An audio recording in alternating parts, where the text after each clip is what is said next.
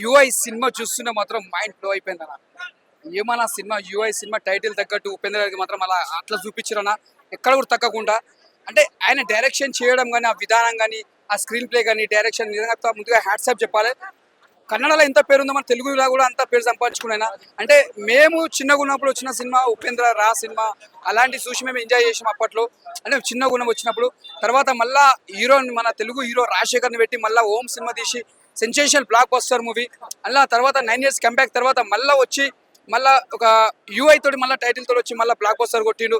ఇది ఒక cinema sensational cinema అని చెప్పొచ్చు. కెరియర్లో మళ్ళీ ఉపేంద్ర కెరియర్ కంబ్యాక్ అని చెప్పొచ్చు. స్క్రీన్ ప్లే చూసినా మన డైరెక్షన్స్ ఫైట్స్ మాత్రం ఇచ్చి పడేసిన ఎక్కడ బోరింగ్ లేకుండా. ఈ సినిమా మనం చూసినా కూడా అరే మళ్ళా చూడాలనిపిస్తుంది, మనకు అంత బాగా అనిపిస్తుంది.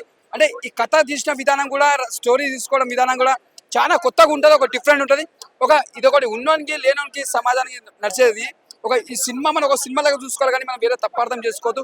మనం చూసిన సినిమా ఒక ఎంజాయ్ చేసుకోవాలి అంతే. That is Upendra. ఈయన సినిమాలు చూసి మనం ఎంజాయ్ చేస్తాం. ప్రతి ఒక్కటి సినిమా మాత్రం బ్లాక్ బస్టర్.